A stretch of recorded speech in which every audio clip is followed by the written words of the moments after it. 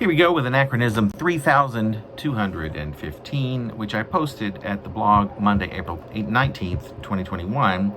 And this is my second attempt at reading it because I won't show you the first. It's a tough one to read out. It's just a little bit too flourishy. It's called a Paeon to you for loving a peon like me.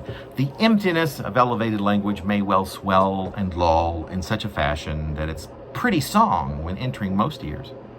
I can at least affirm that with regard to what enters my own and very head, that a flourish here and there can flatter even the highest plain-spoken praise and give me cause for quite a rise.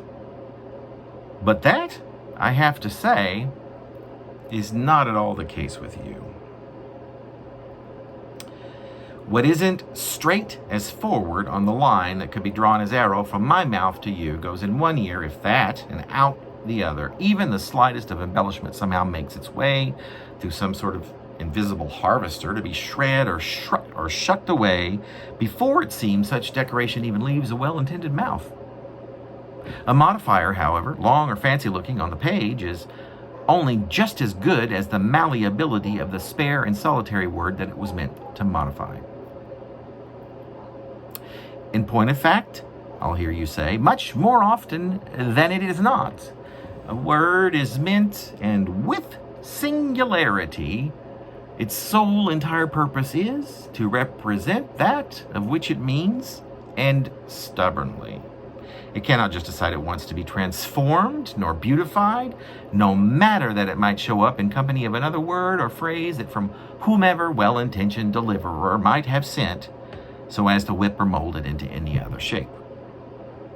These so-called signifiers are but to you completely insignificant.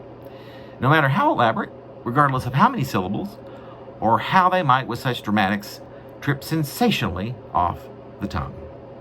It is clear as clear can be that you believe that to exhalate even one such hopeful lexicographical esthetician is time spent irreversibly and irrevocably wasted. Most words, it's true, are stubbornly stuck, and with being what and only what they are, and that is where linguistic beauty lies, it's all the beauty words will ever need, if you ask me. I've often heard you say. This does go on, and often to this day.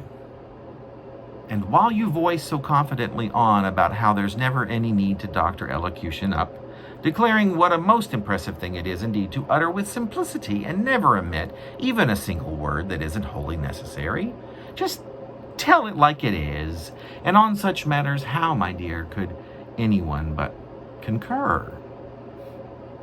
I smile as if to convey my absolute agreement with this logic, but I'm barely there because I've never seen a set of eyes upon so fine a face, and never held a hand belong to anything sweeter. And all the while, in awe of all of that, I wonder how on earth I might begin to put into any words at all, not to mention simpler ones, the host of giddy transformations that occur each time that line that's formed between us gets of any distance shorter. Or how, more inexplicable still, those pleasant feelings grow exponentially and into such a word-defying roil, how inundated my entirety is met with such a palpable euphoria. But this I keep to myself in greatest hopes to not dissuade you of your presence. I've no mind at all but to never speak without any superfluity and without an iota of abundance, to the invaluable end of here with you remaining.